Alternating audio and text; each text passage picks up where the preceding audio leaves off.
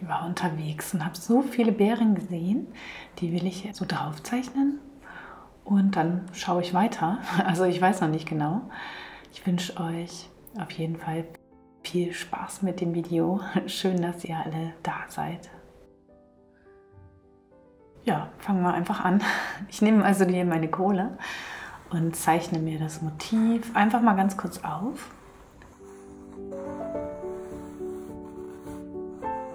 Waren da viele, viele Beeren. Also besonders die Farbe fand ich schön, das Rot, das knallige Rot.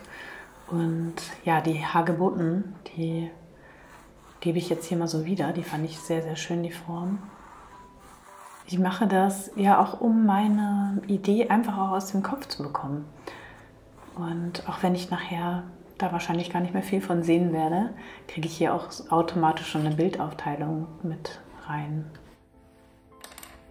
Ja, ich arbeite heute wieder intuitiv und ich habe dieses Besteck hier gesehen und es erinnert mich ja an den Sommer, an das draußen Picknicken und denke, vielleicht kann ich das heute irgendwie gebrauchen, sei es nur, um hier meine Paste aus dem kleinen Schälchen rauszubekommen.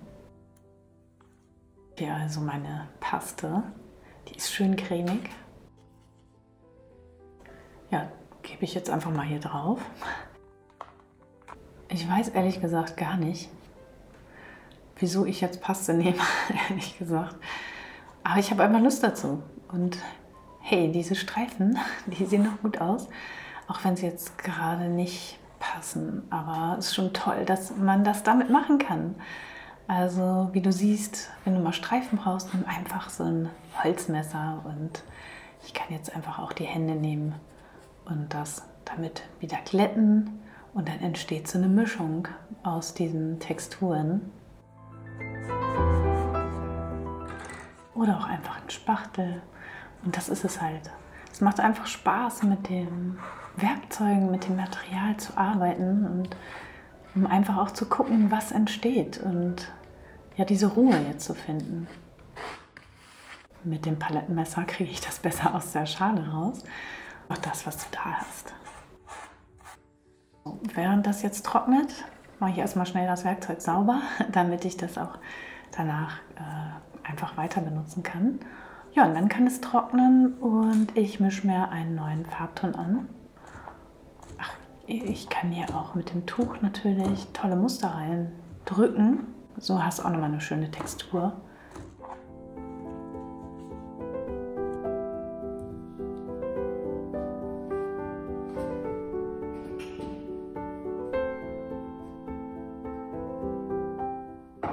Das Bild habe ich wieder hier hingestellt, es trocknet und dabei kann ich einfach einen Kaffee trinken und die Sonne genießen. Die kommt nämlich gerade durch.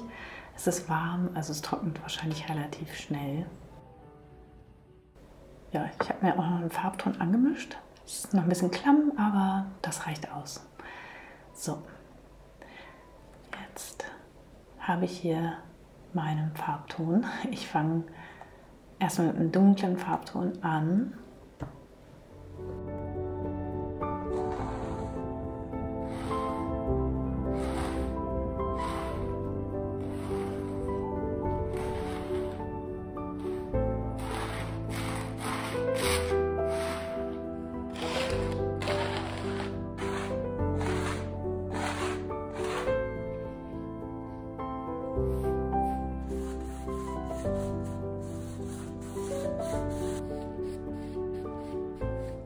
So, ich glaube, es reicht erstmal so. Ich mache nicht weiter. Ich nehme jetzt einfach einen anderen Farbton. Das Rot der Beeren, der Vogelbeeren und Hagebutten.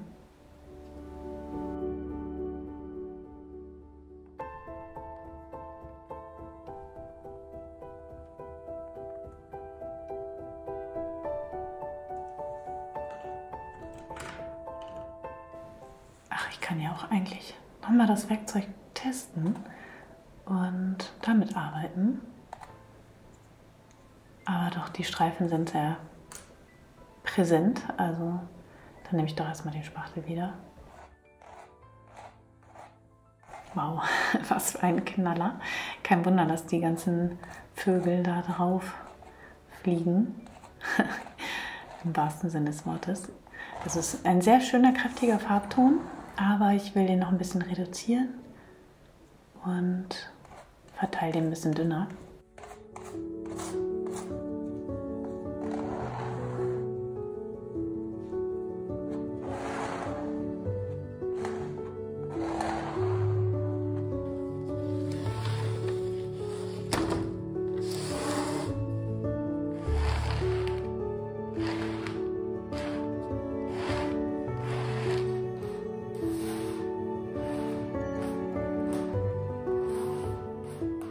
Du hast viel Zeit, dreht das Bild auch einfach mal um, dann sieht man das noch mal ein bisschen anders. Und ja, ich habe hier oben noch eine ganze Stelle frei und die Farbe zieht schnell an, aber da habe ich mir jetzt gerade überlegt, da will ich Blau drauf geben.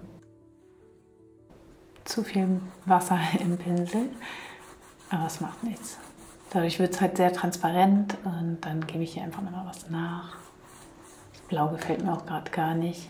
Dann nehme ich noch mal ein bisschen Weiß dazu und mische mir hier jetzt so den Farbton hin, bis er mir gefällt.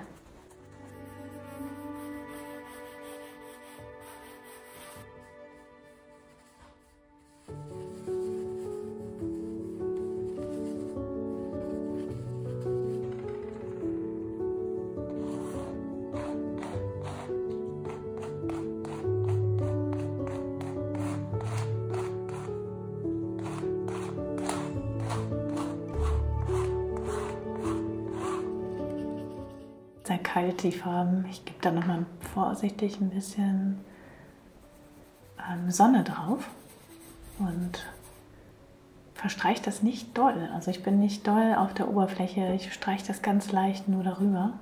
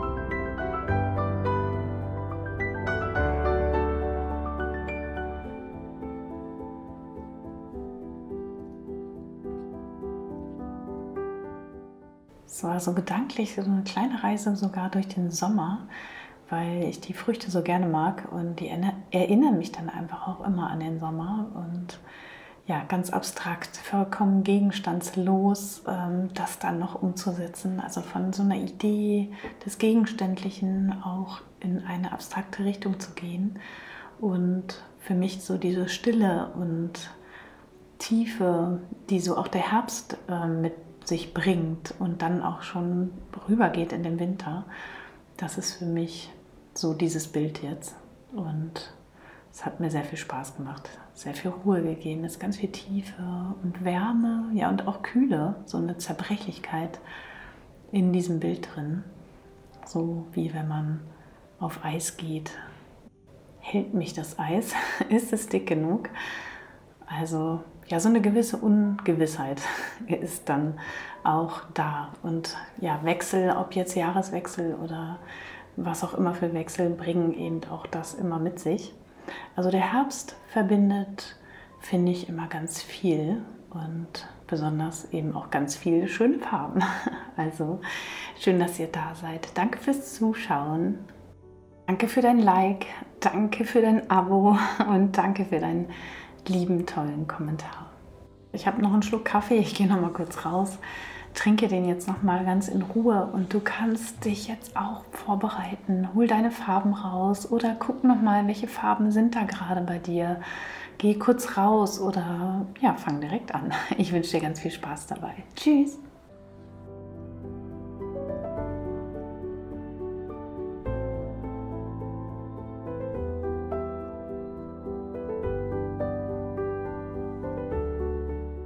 In dem Buch findest du eben genau ja, auch Texturen oder auch wie ich sie hier bearbeitet habe. Das findest du in dem Buch. Die Farben schreibe ich dir nochmal unter das Video. Da findest du dann einfach auch die Farben, die ich verwendet habe. Und ja, auf dem Blog stehen auch immer nochmal viele Tipps. Also guck da einfach auch oder abonniere den Newsletter, wenn du magst. Ja, jetzt freue ich mich schon auf den Chat. Also ich denke da schon immer dran, auch wenn ich male, seid ihr immer alle da. Und das verdanke ich eben auch euren Kommentaren. Also wenn die da nicht stehen würden, wüsste ich das nicht. Und dadurch schafft ihr hier diese wunderbare Gemeinschaft. Herzlichen Dank dafür. Das ist wirklich schön. Danke. Tschüss.